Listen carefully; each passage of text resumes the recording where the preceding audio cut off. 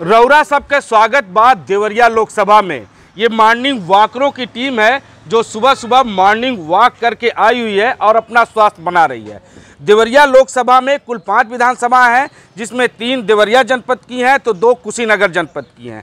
हालांकि सभी पार्टियों ने अपने प्रत्याशियों को मैदान में उतार दिया है, लेकिन बीएसपी ने भी अपना पत्ता नहीं खोला है। हमारे साथ कुछ लोग हैं। सबसे पहले आपसे जानना चाहते हैं, क्या हालचाल है आपकी स्वास्थ्य का? बहुत अच्छा है। राजनीति का क्या स्वास्थ्य है? राजनीति भी बहुत अच्छी है।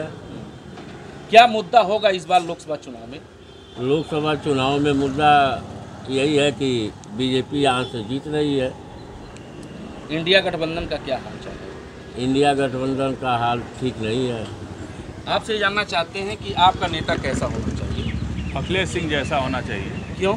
क्योंकि ज़मीनी स्तर पे प्रॉपर एक बार विधायक रहे हैं, जो काम करा दिया आज 10 साल से वहाँ 2 जनप्रतिनिधि हैं, उस काम के समक्ष कोई काम कर नहीं पाया अभी तक। एक आपसे सवाल ये जानना चाहते हैं कि बार बार बीजेपी से कहा जा रहा था कि बाहरी प्रत्याशी उतारा जा रहा है, इस बार यहाँ का स्थानीय प्रत्याशी क्या करेंगे? नहीं, ये कोई मुद्दा नहीं है, तो अफलूज बातें हैं। बाहरी प्रत्याशी होगा वो भी काम करेगा, स्थानीय प्रत्याशी होगा वो भी काम होगा। मूल समस्या यहाँ की जो है वो है माल गोदाम, जो शहर में है। सबसे बड़ी समस्या है जाम की। इस पे 10 साल में कोई यहाँ का जनप्रतिनिधि, चाहे विधायक और सांसद है, उसने ध्यान ही नहीं दिया है, जिसकी पैरवी की जाए और इसको हटा करके शिफ्ट करके इसको सही तरीके से किया जाए। ये मूल समस्या है यहाँ की। माल गोदाम और जाम एक बड़ी समस्या है। हमारे साथ कुछ और लोग हैं। आजकल राहुल गांधी और अखिलेश यादव एक साथ चल रहे हैं, क्या कहेंगे इस पर? तो पहले भी चल चुके हैं, कोई असर नहीं पड़ा। बसपा भी मिल के लड़ी से चुनाव, कोई असर पड़ा? 400 पार, पुनः मोदी सरकार। आपका क्या कहना है इस मामले पे? चल रहा है चुनाव, विकास होना चाहिए, कोई भी हो विकास करे जो है। से माहौल चल रहा है, अभी तो आने दीजिए, चुनाव नज़दीक जो है तब देखा जाएगा। अभी देवरिया लोकसभा में 1 जून को मतदान है। ये बताइए किस तरह का विकास आप देखना चाहते हैं? विकास की बात क्या किया जाए? विकास चौमुखी होना चाहिए। रोजी रोजगार, महंगाई, ये सब मुद्दे हैं, लेकिन इसको किनारे करके ये दूसरे तरफ ले जाया जा रहा है, जिससे जनता का कोई सरोकार नहीं है। प्रत्याशी स्थानीय हो या बाहर का हो, काम करने वाला प्रत्याशी ही भला कर सकता है। अस्थायी और बाहर से कोई मतलब नहीं रहा।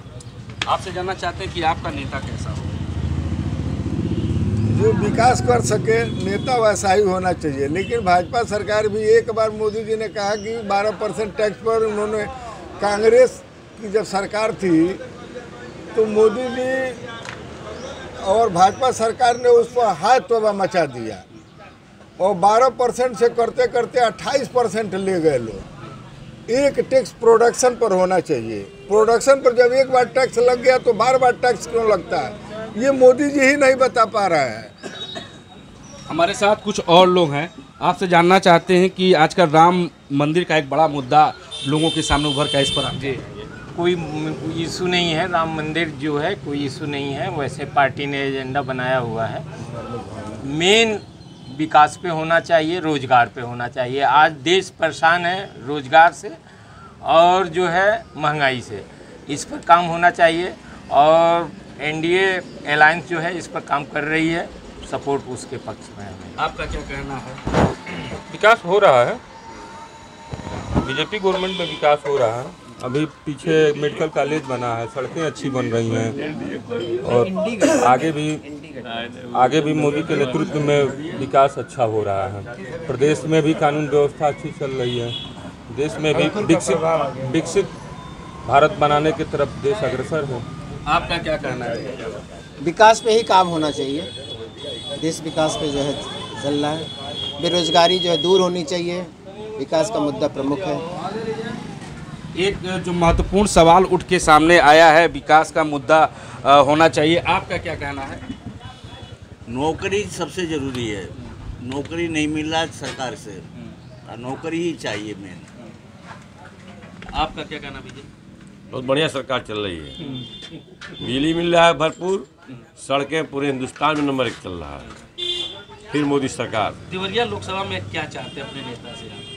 चाहते हैं कुछ कल कारखाने लगे, कुछ उद्योग धंधे हो, लेकिन ऐसा लग रहा है कि हो नहीं पाएगा। इन्होंने कहा कि बेरोजगारी एक बड़ी समस्या है, कल कारखाने भी यहाँ पे होना चाहिए। देवरिया लोकसभा में 1 जून को मतदान है। हमारी आपसे सभी से अपील है कि आप इस मतदान में बढ़ चढ़कर हिस्सा लें।